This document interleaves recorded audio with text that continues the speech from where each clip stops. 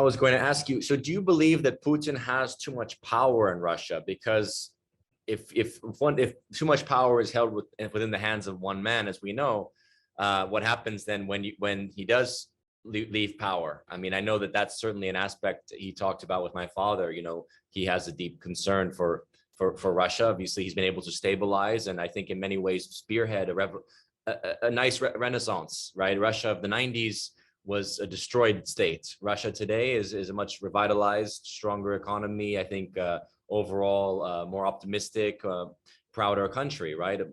A modern, how do you say, a real continuation of the civilization that Russia represents historically. So if Putin, let's say, were to leave tomorrow, is there too much power in his hand, or do you have faith that what has been created in Russia will continue and cannot just be overthrown if the America gets their way and replaces Putin?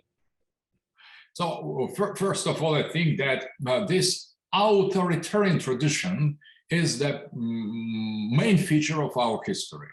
So we are Tsarists and we are monarchists from the bottom. It is not imposed monarchy. That is demanded monarchy. That is the monarchy on demand.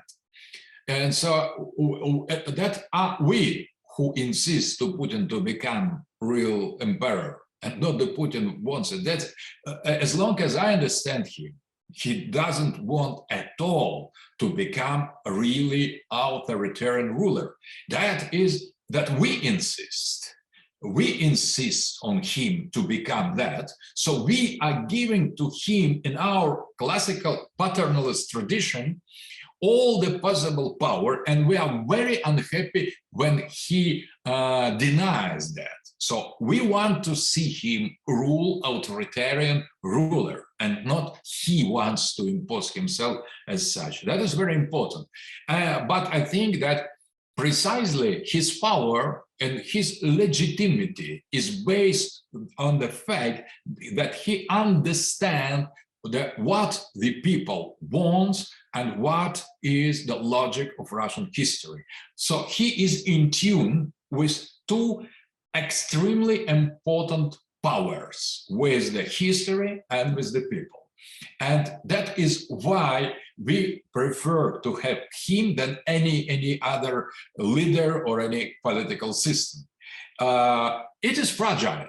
I agree. That is very, very fragile, but that was fragile and dangerous, especially dangerous before the starting of this military special operation, because now any possible ruler of Russia with having what we have now with Ukraine will be obliged to be strong authoritarian leader, not only during operation, but after operation and in the future. So Putin has secured some structural position for the future leader. That is transfer of power operation, this special military operation, because you could not be the leader without having this burden to bear empire on the shoulders, and that demands precisely the same authoritarian leadership. We could not imagine weak or democratic-oriented leader precisely because it is incompatible with this burden, and this burden is something destined to define the structure of the future political system of Russia.